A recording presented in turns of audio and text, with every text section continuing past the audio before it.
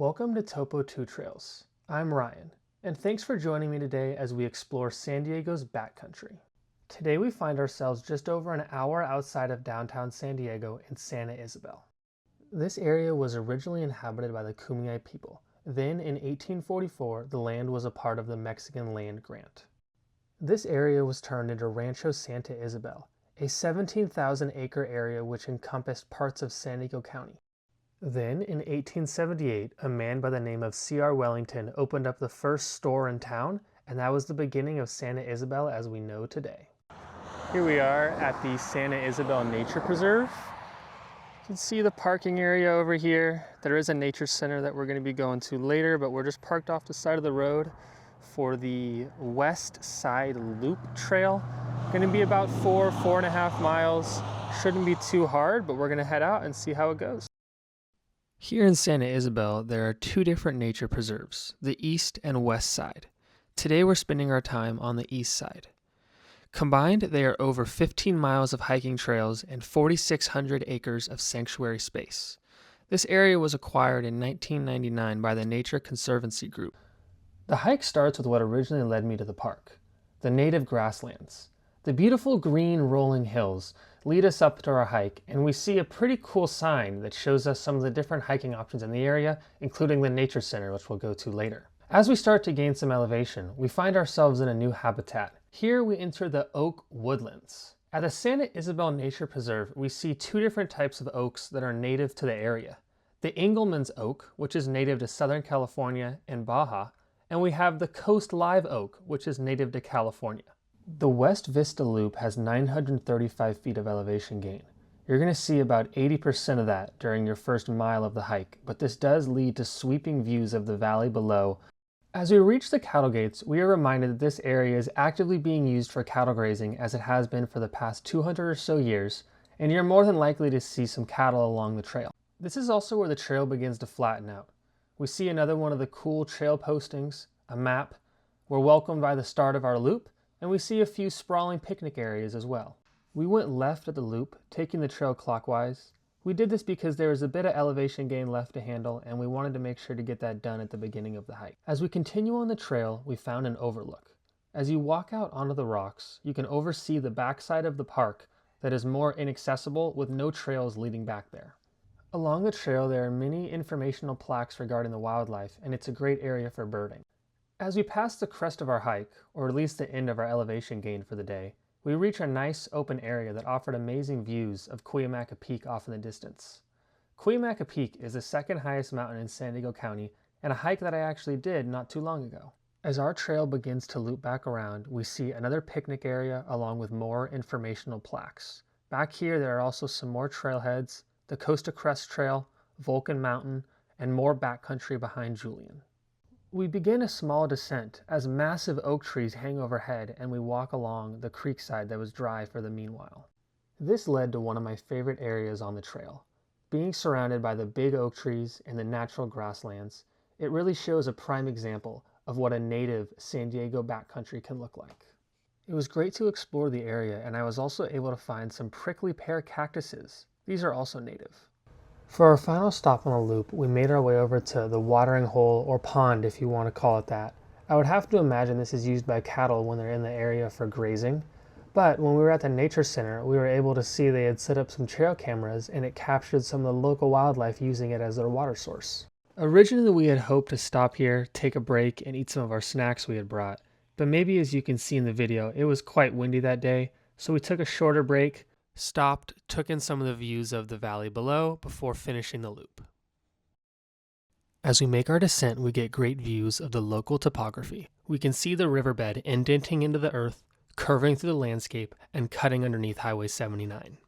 As we continue down, we finally found a spot to enjoy our donuts, which was one of the most important parts of the trip. As we get to the end of our hike, before reaching the trailhead, we veer right, taking the small path down to Santa Ysabel Creek. I would say this is my favorite part of the whole hike. I would recommend this to anyone who is in the area. Even if you didn't want to do the whole 4.5 miles, I would park on the side of the road, walk the quarter or half mile down here, and just spend some time exploring and checking it out. Santa Ysabel Nature Preserve is home to two of San Diego's bigger watersheds. Here at the northern end of the preserve, we have Santa Ysabel Creek. This starts up in the Vulcan Mountains near Julian and meanders itself, running 55 miles down to the coast of Del Mar and ending at San Diego River Park. In the southern section of the preserve, we also have the headwaters of the San Diego River. That one might be a little bit more well known. It also runs for over 50 miles, making its way west. It first passes through the El Capitan Reservoir before making its way and spilling out into the Pacific Ocean near the end of Highway 8. I spent about 10 to 15 minutes down here by the river. It was super relaxing and peaceful. There was no one else that we saw. Although it was a bit windy, it was a great spot to hang out. I spent a little bit of time exploring. I walked back until I hit the tree line, and then I decided it was a good idea to head back to the car. That's going to do it for our time at the West Vista Loop at Santa Ysabel Nature Preserve. Next up, we're going to the Nature Center. In terms of the hike, it took us right about 2 hours. We did stop, eat some food. Obviously, I was filming some videos, so it could be done faster. Ended up being right around 4.5 miles. Like I said, we were walking around a little bit exploring, so it could be done in a little bit less as well. But overall, a cool hike with some nice views, and I would definitely recommend adding that river stop. I think that end was probably the highlight for me. After finishing the hike, we made our way back to the car and hopped on Highway 79. We turned onto the paved road that leads up to the Nature Center. There are a few different parking lots in here. Some are paved, and there's also an overflow lot. We saw some people hiking, but there was also an event going on at the Nature Center, so it was more packed than usual, so watch out for that if you're going there on a weekend.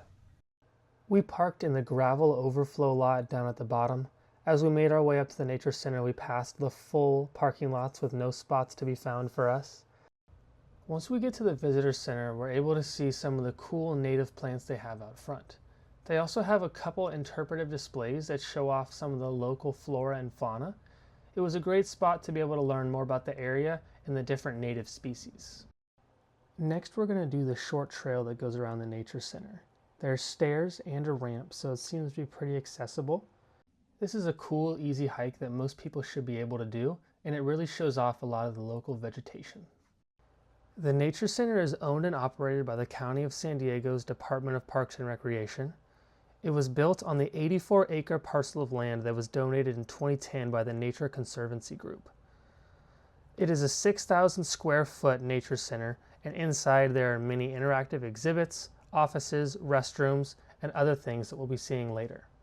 As we make our way down on the path, you can see there's a play area down here.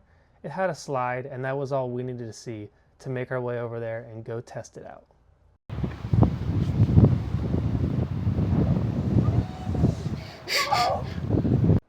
Now that we had had our fun on the slide, it was time to go inside and explore the Nature Center. As we make our way through the door, you can see why this would be an interesting place for people of all ages. These first few tables had some great information. There were different maps, brochures, pamphlets. They were telling us about the local butterflies, plants, and stuff you could see in the area. They also had some really fun stuff for kids. They had some stickers, scavenger hunts, and interactive checklists you could follow along as you went through all the exhibits. As we continue to explore the Nature Center, you can see some of the amazing displays they have to offer. Different vertebrae, skulls, bones, feathers, eggs, artifacts from indigenous people. There are so many great things to see here, and it's something that I would really recommend checking out, especially if you're in the area.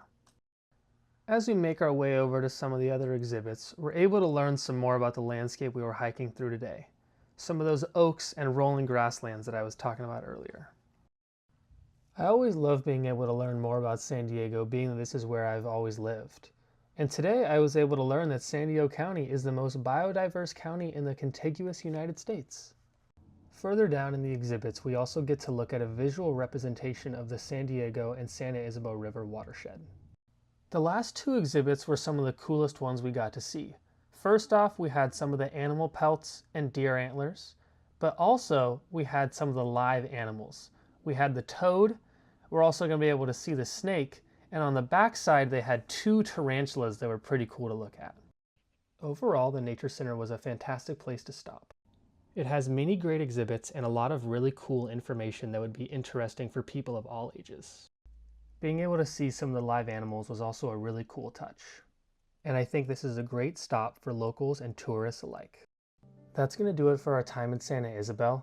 We had a great time hiking, checking out the Nature Center, and learning more about San Diego County and some of their native habitats. Thank you so much for watching the video. If you enjoyed, please consider dropping a like, comment, and subscribing. It really means a lot. I'm hoping to have content out every 2 weeks with some more travel stuff on the way. Thanks.